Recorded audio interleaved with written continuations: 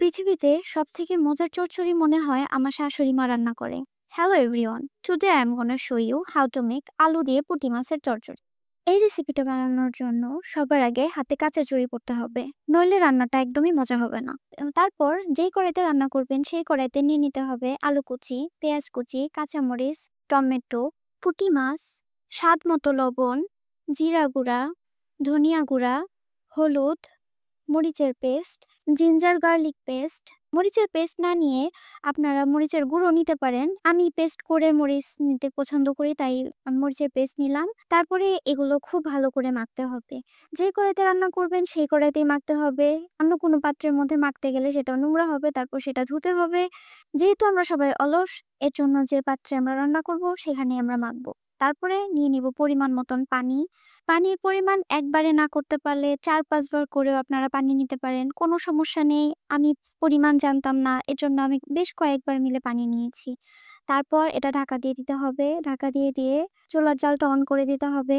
এরপর কিছুক্ষণ পরে ঢাকনাটা খুলে দেখতে হবে যে বলক এসেছে কিনা। বলকে আসলে একটু নাড়া দিয়ে দিতে হবে। নইলে নিচে লেগে যেতে পারে। যদিও আমি নাড়া দিয়েছি তারপরও আমার নিচে লেগে গিয়েছে। কাঁচা হাতের রান্না এরকম একটু দুর্ঘটনা না হলে কি হয়? ভালো মতন নেড়ে দিয়ে তারপর আবার ঢাকা দিয়ে রাখতে হবে। আমি ঢাকা দেওয়ার পার্টটুকু শুট করতে ভুলে গেছি।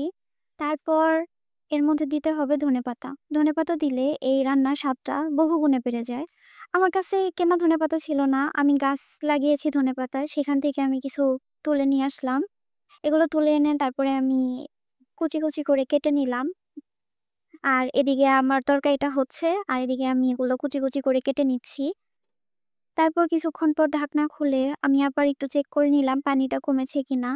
তারপর দেখলাম হ্যাঁ, আমার চচ্চড়ির পানিটা মোটামুটি শুকিয়ে এসেছে। আমি একটু নেড়ে দিলাম, নিচে লেগে ধরেছে কিনা সেটা ভালো মতন চেক করলাম। আর দেখলাম অ্যাজ অলওয়েজ লেগে ধরেছে। তারপর আমি ভালো করে নেড়ে এর মধ্যে ধনেপাতা দিয়ে দিলাম। ধনেপাতা দিয়ে তারপরে আমি কিছুক্ষণ রেখে দিব, যাতে তরকারিটা ধনেপাতার সেন্ট একদম নিয়ে নেয়। ধনেপাতাগুলো অল্প করে সুন্দর করে ছড়িয়ে দিবেন, না হলে কিন্তু তরকারিটার টেস্ট অথেন্টিক হবে না। Jokes apart. তারপর আর কিছুক্ষণ এটা রান্না হওয়ার জন্য ছেড়ে দিব। এটা কিছুক্ষণ রান্না হওয়ার পর তারপর এটা পরিবেশন করে নিব একটা সুন্দর মাটির পাত্রে।